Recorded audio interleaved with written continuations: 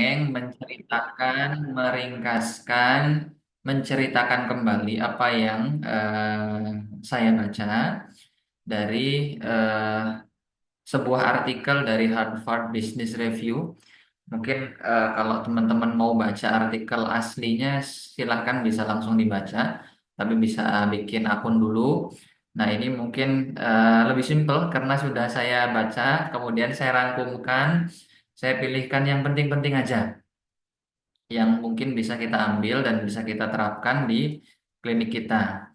Nah, sebelumnya saya mau disclaimer dulu bahwa apa yang saya sampaikan ini bentuknya bukan apa ya, bukan langkah-langkah detail yang setelah ini dokter sekalian langsung bisa gitu ya menyusun tata aturannya. Hanya saja menceritakan yang hasil studinya Ibu Susana, kemudian prinsip-prinsip yang bisa kita gunakan dan bisa kita pakai untuk penyusunan insentif untuk dokter gitu ya. Jadi sekali lagi saya hanya mendongeng dan menceritakan kembali hasil penelitian atau artikel yang disampaikan oleh Ibu Susana di Harvard Business Review. Tentunya beliau meskipun namanya Susana bukan bukan ini ya, bukan orang sembarangan ya. Jadi beliau ini memang peneliti dan konsultan di bidang manajemen kesehatan, cuma memang di luar negeri gitu, udah levelnya udah tinggi lah. Nah, kita langsung masuk saja. Jadi judul artikelnya itu sama dengan judul materi kita hari ini. Ya, apa nih dibacanya yang enaknya? Physician ya, mas physician. Pokoknya mah dokter bisa membantu menghemat anggaran atau atau mengefisiensi sebenarnya bahasanya ya. Mengefisiensi tindakan atau apapun lah yang itu ya. Eh, tapi they just need the right incentive aja. Jadi mereka hanya membutuhkan kadang ya hanya membutuhkan insentif yang pas saja gitu. Nah, sebenarnya eh, kenapa ini eh, kita bahas? Karena memang ketika sudah masuk BPJS itu kan segala sesuatunya harus kita rapih-rapih, kita ramping-ramping, dan kita buat betul tata kelola dan SOP-nya gitu terkait dengan BHP-nya, kemudian terkait dengan obatnya, dan terkait dengan segalanya. Dulu waktu saya bantu di salah satu rumah sakit, itu kan di rumah sakit untuk penghematan rawat inap, itu ada istilahnya clinical pathway ya. Nah, itu waktu itu saya nyusun bantu di departemen, departemen apa ya? Departemen bedah. Tapi yang waktu itu jadi PJ, yang di PJ-in ke saya adalah bedah umum dengan bedah urologi. Jadi waktu itu kita diskusi. Jadi memang bener-bener dikumpulin ya. Kita diskusi bareng, ngumpul dengan dokter urologinya, kemudian dengan dokter bedah, termasuk ada perawat bedah di situ ngumpul semua. Termasuk tim-tim yang lain kayak dari farmasi ya kita ngumpul untuk mendiskusikan eh, pagunya seperti apa nih kalau misalkan tindak kopi atau tindakan ESWL itu apa aja yang jadi BHP-nya, bisa diganti enggak, kemudian kita kerjasama sama dokternya, dok kira-kira mana yang dokter lebih nyaman misalkan pakai alat ini atau pakai alat ini. Kalau pakai alat ini dokter mungkin handlingnya nyaman, tapi dari segi cost-nya untuk klaim inasi bijisnya nggak masuk, misalkan kayak gitu. Ini dok kita dibantu, tolong dibantu untuk dicarikan solusinya yang sekiranya dokter tetap oke ngerajainnya, tapi alatnya nggak terlalu buruk juga ya ke pasien. Jadi memang kalau eranya masuknya BPJS itu kan kendali mutu sama biaya ya. Jadi segala sesuatunya harus kita ukur. Nah, sehingga kita juga perlu melibatkan banyak pihak. Nah, salah satunya adalah dokter yang memang aktif di layanannya gitu. Jadi dokter yang mengerjakan, dokter yang tahu betul megang si apa namanya benang katakanlah ya. Benang itu kan mereknya macem-macem tuh. Kalau kita pakai benang T-Shield di klinik Pratama buat BPJS yang lumayan boncos karena harganya bisa 7 sampai 10 kali lipat dari harga yang one med gitu kan. Kalau misal apalagi kalau misalkan pakai jenis yang lainnya gitu. Waduh, agak deg-degan juga. Cuma Ini juga ada nggak bagusnya juga, katakanlah kalau pakai one man. Kalau pakai one man itu benangnya gampang putus. Nah, ini kan perlu kita cari jalan tengah nih, merek apa ya atau brand apa yang sekiranya tetap masuk, handlingnya enak juga dokternya. Jadi ini juga dialami oleh rumah sakit yang sudah menerapkan atau negaranya sudah menerapkan pola-pola sebagaimana BPJS gitu. Jadi asuransi swasta itu kan di kita sih baru baru booming tahun-tahun ini ya, 5 tahun ini. Tapi kan di luar negeri sudah jauh gitu ya, jauh sudah lebih mapan, sehingga apa yang sudah mulai gitu. Jadi jangan tindakan atau untuk pemeriksaan-pemeriksaan. Hanya saja mungkin mereka butuh insentif katanya gitu ya, kalau bahasa penelitiannya begitu. Nah, cuma ada problem juga sebenarnya. Kadang BPJS ini kita nggak memberikan insentif aja. Nilai klaimnya itu udah kecil gitu ya. Jadi kita pengen ngasih insentif juga dari nilai klaimnya tuh udah nggak ada yang bisa dibagi lagi gitu ya. Jadi ini juga mungkin jadi hal yang mungkin bisa kita diskusikan nanti di belakang. Nah, dari pengalaman dan dari apa yang sudah dituliskan oleh Ibu Susana, itu dokter itu sebenarnya bisa bantu di sini ya. Ini ada nih, silakan kalau mau baca tulisan aslinya. Jadi dokter bisa negosiasi ulang harga dengan vendor. Jadi ini kaitannya dengan pembelanjaan alat ya. Ini pastilah. Apalagi alat-alat yang harganya mungkin puluhan juta. Ini juga kita ada pengalaman waktu pembelian alat-alat USD sama USG, ultrasound diatermi. Jadi kita eh, benar-benar diskusi betul dengan dokter KSR-nya. Ini dok gimana ya? Eh, ada dua, misalkan ada dua alat, satu mereknya A, yang kedua mereknya B. Yang B ini lebih murah alatnya. Cuma dari segi BHP nanti jadi banyak sekali kata beliau. Tapi yang A ini dok katanya harganya lebih mahal, bisa 2 kali lipatnya. Tapi dalam penggunaan dia jangkanya lebih panjang, kemudian penggunaan BHP-nya lebih rendah, penggunaan BHP-nya bisa sepertiga dari yang alat yang murah ini. Ya. Kalau saya sarankan yang A aja. Nah, sampai segitu sebenarnya kalau kita hubungannya baik dengan dokter-dokter kita, itu dokter-dokter sebenarnya sangat mau membantu teman-teman di manajemen untuk bisa lebih menghemat pengeluaran, baik itu dari pembelanjaan maupun kegiatan sehari-hari. Nah, kemudian yang kedua, dokter juga bisa beralih ke bahan atau BHP ya. BHP yang lebih murah.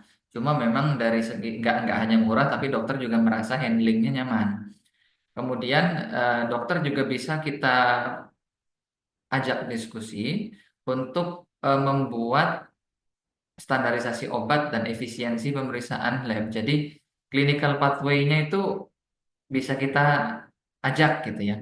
Contoh kemarin ya kami dengan di klinik keluarga, saya sama dokter Ana, kemudian dokter clinical pathway untuk rawat inap di klinik 8 atau 9 kasus yang memang diagnosis tersering, itu kita buatkan clinical pathway-nya. Hari pertama apa aja, kalau diperiksa labnya mana yang harus diperiksa. Kemudian hari kedua obatnya apa, kalau misalkan antibiotik dikasih sampai hari keberapa dan gitu. Jadi eh, dokter tuh bisa kok gitu ya, kita ajak banget buat diskusi terkait hal itu. Kemudian meningkatkan alur klinik dan ruang operasi. Nah, ini kaitannya dengan alur ini masih sama sih dengan clinical pathway tadi. Kemudian ruang operasi ini kaitannya dengan, ini mungkin nggak akan saya bahas lebih dalam ya, karena memang kita di sini klinik dan nggak ada ruang operasinya kecuali klinik perawat utama yang sudah mengikuti UU 17 nomor 2024. Nah, kita langsung gercep buat ruang operasi gitu di klinik utamanya gitu ya. Nah, itu nggak terlalu kita bahas. Kemudian ini juga bisa kita eh, mengurangi lama perawatan pasien. Ini contoh ya, dulu waktu saya di Madiun itu untuk kasus demam berdarah DF DHF ya, itu prinsipnya kan kalau misalkan nilai normal itu 150.000 trombositnya.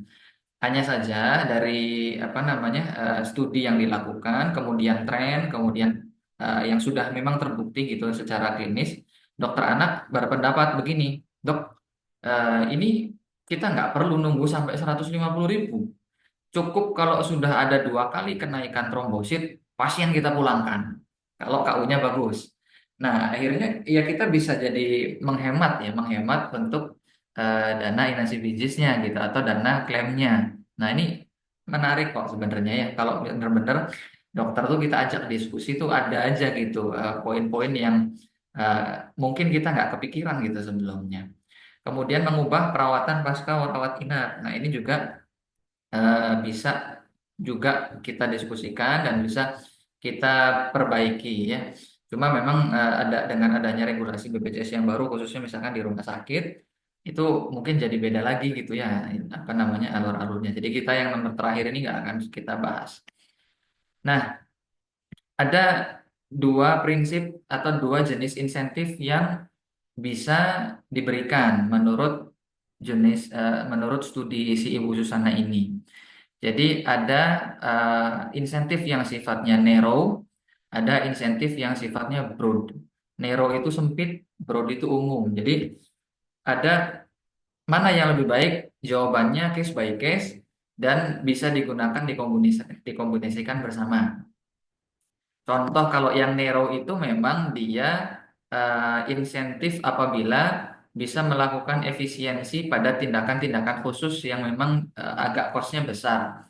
Nah, contoh ini di CHA, Cambridge Health Alliance, mereka itu berhasil melakukan penghematan $1.000 per satu tindakan total hip replacement. Jadi, ketika ada total hip replacement, itu kan ada apa ya, asetabulumnya itu harus diganti.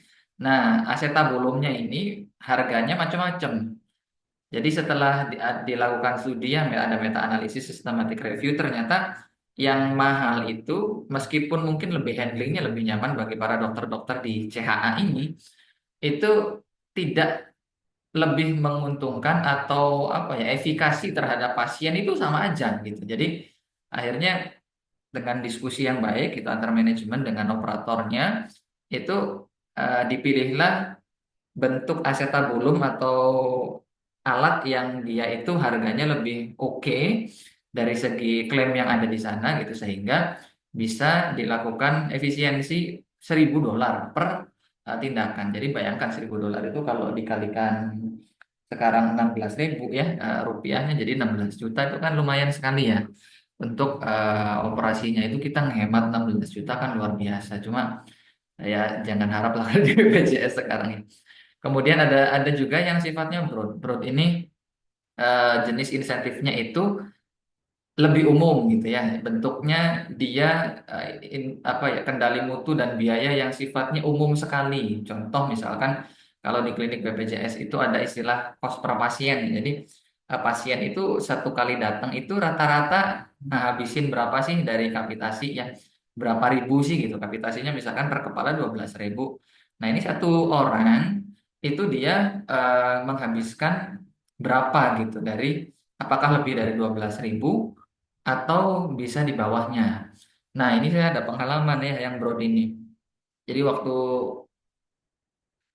saya masih di Edelweiss, kos per pasiennya itu cukup besar, tinggi sekali bisa saya bilang. Setelah kita coba gali-gali, kos per pasien itu kan banyak ya.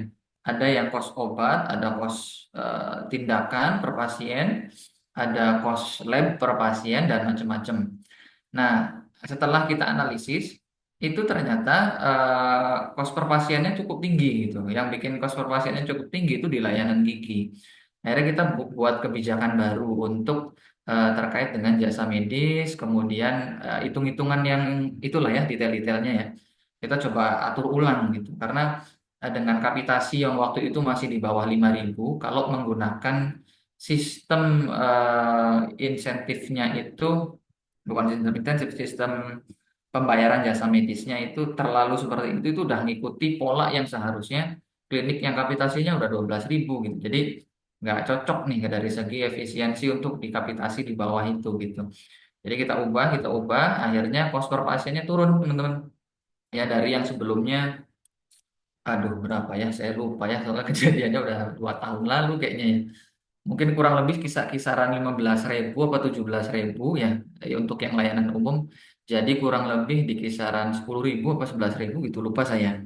Jadi dari sini akhirnya kita bisa efisiensi banyak dan di tahun berikutnya yang tadinya minus kurang lebih sekian ratus juta, akhirnya minusnya berkurang, bahkan udah BEP gitu ya.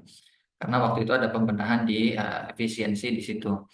Nah, itu yang bentuknya yang broad. Jadi memang umum sekali. Jadi banyak gitu yang harus dihemat tuh. Jadi yang diefisiensikan mungkin komponennya satu, tapi perintilannya banyak gitu. Jadi sifatnya tuh umum sekali gitu. Nah, berikutnya ada ada pola pendekatan insentif katanya ya.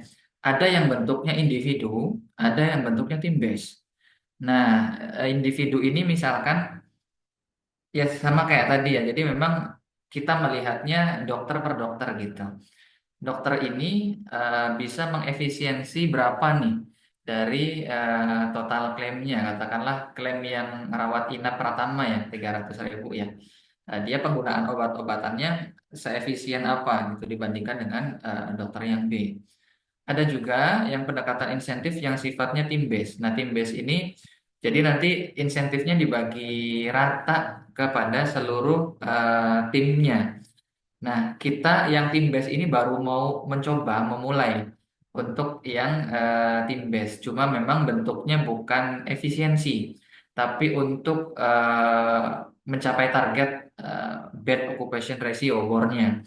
Jadi kalau misalkan bornya tercapai sekian atau misalkan terus tercapai, nanti akan ada tim base reward gitu. Jadi nanti diberikan dan dibagi sama-sama. Nah, masing-masing ada kelebihan dan kekurangannya. Kalau misalkan tim base ini tim misalkan tim dokternya, dokter umum entah dokter giginya, mereka jadi saling apa ya, saling support dan ada kepemilikan bersama gitu bahwa ya kalau misalkan mau dapat bonus, ya kita harus berjalan sama-sama, kita harus capai target ini bareng-bareng. Jadi semua orang yang ada di situ harus punya peran, misalkan kayak gitu. Jadi nanti kita dapat bonus akhir tahunnya bareng-bareng gitu ya. Nah, kalau yang sifatnya individu ini sebenarnya lebih cocok untuk di hospital kali ya. Jadi yang memang sistemnya dia lebih banyak ke arah klaim, jadi mungkin lebih cocok ke arah situ. Cuma sebenarnya nggak ada masalah juga kalau misalkan dicoba diterapkan di klinik. Tapi yang untuk yang individu ini saya pribadi belum mencoba menjalankan. Nah, kemudian jenis insentif itu disarankan dari hasil studi itu beragam. Bentuknya nggak hanya uang, ya. Misalkan sudah berhasil efisiensi $10.000, ya udah dikasih $1.000 misalkan. Nah, nggak hanya uang tunai, tapi ada juga alternatif-alternatif yang lain seperti kesempatan pelatihan, kemudian training, kemudian seminar. Bahkan kalau misalkan apa namanya bisa juga kita berikan sifatnya privilege waktu luang atau tambahan kita kasih tambah cuti misalkan. Atau kegiatan pengembangan departemen misalkan udah pokoknya kalau berhasil ya misalkan sampai target tercapai nih di bulan ini sok kita libur 1 hari, nanti sisa dari efisiensi atau dari target yang tercapai ini bisa dipakai buat jalan-jalan nih buat dokter-dokternya kayak gitu. Nah, tentu harus ada ya harga yang dibayar dulu ya untuk bisa kita memberikan insentif-insentif ini. Nah, jadi macam-macam bentuknya nggak hanya uang tunai, bisa juga yang lainnya. Nah, yang harus clear betul untuk bisa menjalankan insentif ini adalah parameternya. Parameternya harus clear. Yang mau kita jadikan objek untuk kita berikan insentif ini apa? Layanan rawat jalan kah? Layanan rawat inap kah? Atau apakah? Kalau rawat jalan apa? Misalkan kos obat per pasiennya. Biasanya jebol terus nih karena ada antibiotik misalkan. Setelah kita hitung kos obat per pasien rata-rata semua dokter 20.000 ya boncos juga kita apa namanya hitungan kapitasinya. Tapi kalau misalkan dokter-dokter bisa menghemat nih bener-bener ngasih antibiotik ke orang tertentu aja gitu. Dan turun gitu dari kos obat per pasiennya katakanlah jadi 8.000 gitu ya atau 7.000. Nah, ini mungkin bisa perlu kita berbagi sisa dari efisiensinya. Otomatis harus dihitung. Mau nggak mau harus ngitung. Jadi memang tim keuangannya harus clear dan teman-teman sebagai pengelola harus clear juga ini di mana yang dijadikan yang mau diberikan atau difokuskan untuk diefisiensikan atau dicapai targetnya. Kalau di roundup inap misalkan bornya atau loss-nya, length of stay-nya. beruntungnya kalau di Pratama tuh kita bukan inasi bijis ya. Jadi kalau semakin bertambahnya jumlah hari rawat, tuh semakin besar juga klaimnya karena dikali per hari 300.000, 2 hari ya kali dua gitu. Nah, jadi aman sebenarnya kalau untuk yang pertama. Nah, kalau untuk level yang hospital atau klinik utama itu kan udah inasi bijis. Jadi mau nggak mau length of stay-nya harus ditahan-tahan gitu, jangan 12-12. Kemudian jenis penggunaan brand sama PHP-nya misalkan. Ya, ini sebenarnya banyak sih ya contohnya. Banyak banget gitu. Saya tuh udah bikin waktu itu sama tim keuangan sama Teh Yuli, nggak ada hadir nggak Teh Yuli di sini ya. Bikin berapa parameter ya? Kalau nggak salah 10 apa ya? Lupa lah saya. Ada 10 lah kurang lebih yang memang kita tiap bulan itu rutin kita evaluasi terus. Ini dokter Ana nih tahu betul lah. Bikin laporannya ya dok ya untuk yang obat terutama ya. Nah ini harus di-clearkan gitu ya untuk parameternya. Nah, eh oke. Jadi harus clear dulu parameternya di mana. Nah, tentu saya nggak akan bisa menjelaskan ini semuanya detail di malam ini ya, karena pasti akan panjang dan hitungannya juga macam-macam gitu. Jadi, kalau misalkan teman-teman yang ada di sini, dokter sekalian, sejawat sekalian, ingin mengetahui lebih lanjut terkait dengan hitungan insentif ya, mungkin lebih nyaman sih, lebih enak kalau misalkan kita ikut pelatihan yang lebih panjang. Nah, kebetulan nanti insya Allah tanggal 17, 18, sama 20 Januari kita akan ada KPI ya, KPI sama BSC. Ada pelatihan workshop terkait dengan menyusun KPI bagi perawat, kemudian bagi bidan, kemudian mungkin bagi dokter, dan balance scorecard gitu untuk menyusun target yang goal besarnya itu seperti apa. Jadi termasuk nanti di dalamnya dijelaskan juga perhitungan insentifnya. Nah, insya Allah sih nanti dengan Kang Denis ya, memang Kang Denis yang lebih tahu detailnya mungkin ya.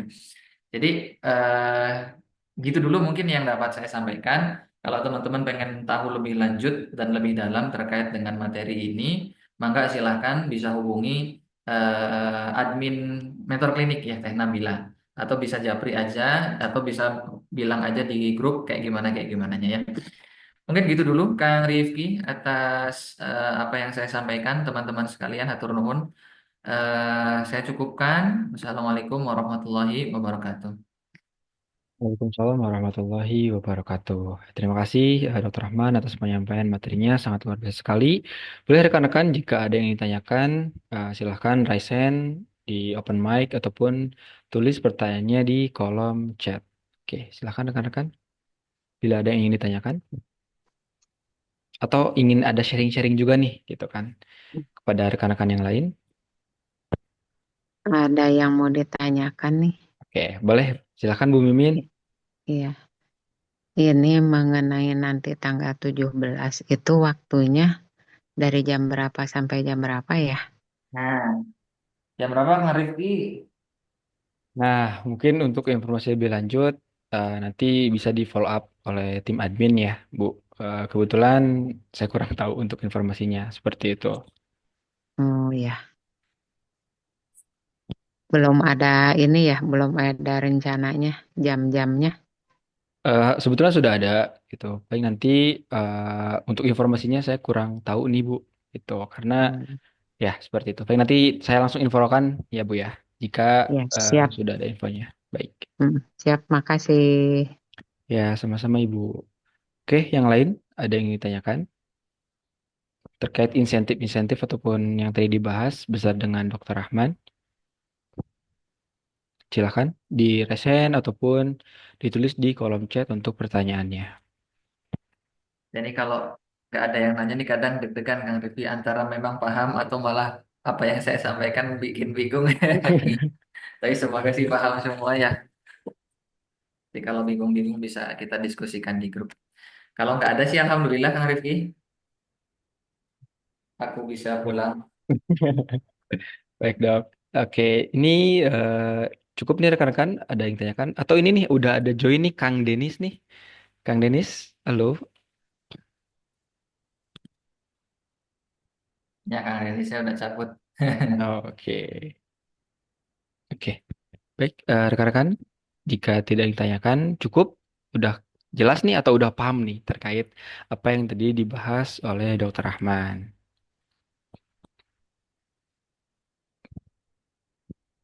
Sip, aman kalau begitu ya. Ya. Nuhun pisan dokter semuanya.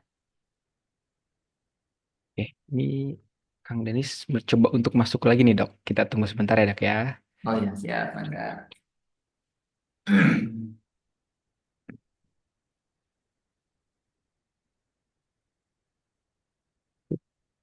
Selamat malam Kang Denis. Udah join nih Kang Denisnya. Malam, malam. Iya, Oke. bentar. Ada yang ingin disampaikan nggak Kang Denis nih terkait untuk workshop yang nanti akan diadakan dari Mentor Klinik ini? Oke, makasih. Ki. Iya. Ini terkait nanti workshop ya yang akan kita selenggarakan di minggu depan berarti ya. Karena tinggal menghitung hari nih, tinggal seminggu lagi. Ya, tanggal 17 ya, berarti di hari Jumat depan kita akan mulai. Karena mungkin ini pembahasannya pun juga ada sangkutannya dengan pembahasan tadi ya dengan Dr. Rahman.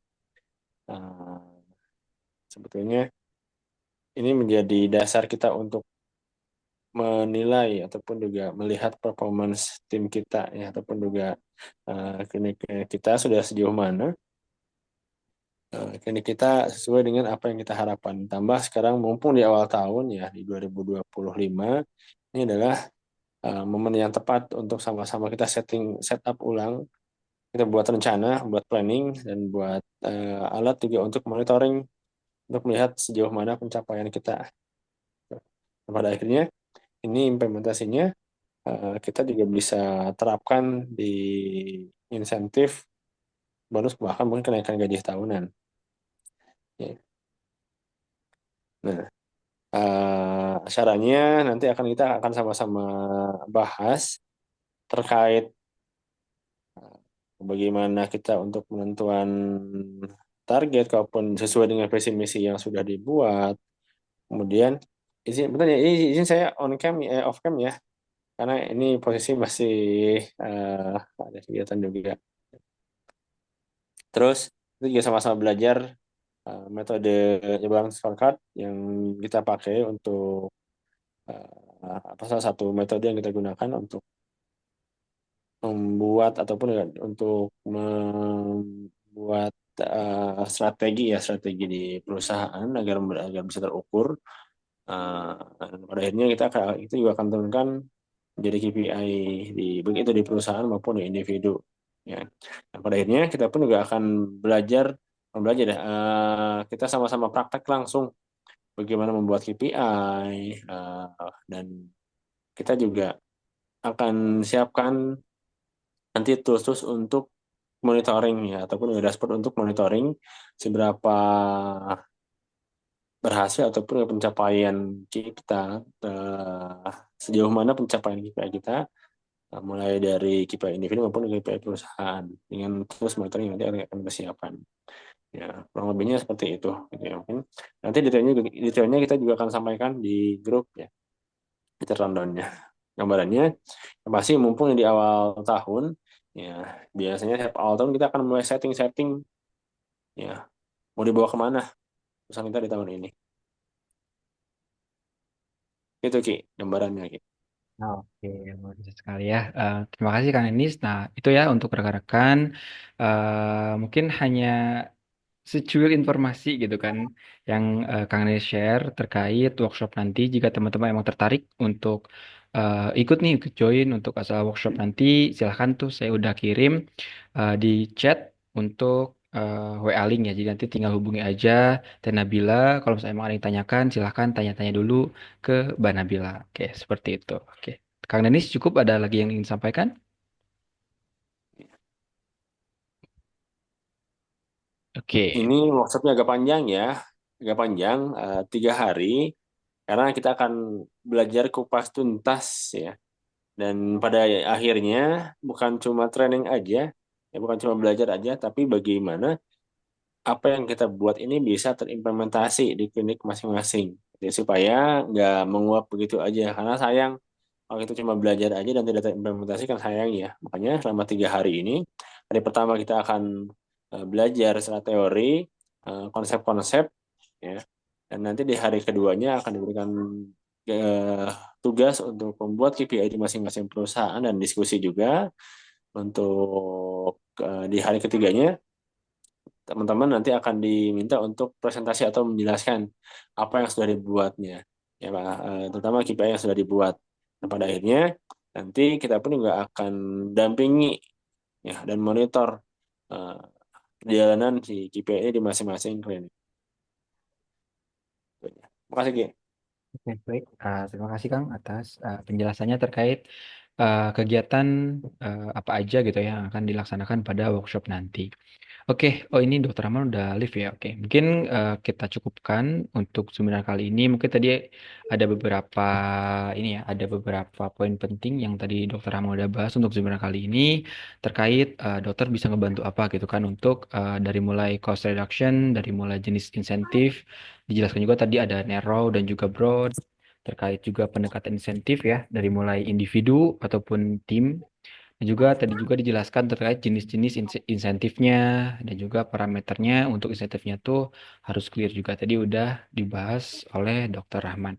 Oke, mungkin itu aja untuk seminar kali ini. Terima kasih semuanya atas perhatiannya dan juga sudah menyimak dengan baik nih apa yang tadi dijelaskan oleh Dokter Rahman. Oke, mungkin kita nanti akan ketemu di minggu depan ya di Rabu malam depan. Seperti biasa akan ketemu lagi di acara Metro Klinik dan untuk minggu depan yang akan mengisi pemateri kita yaitu Dokter Yusuf Wibisono. Oke, mungkin kita akhiri untuk seminar kali ini. Terima kasih semuanya. Mohon maaf kalau misalnya emang ada penyampaian yang kurang berkenan. Saya akhiri. Wassalamualaikum warahmatullahi wabarakatuh. Waalaikumsalam warahmatullahi wabarakatuh.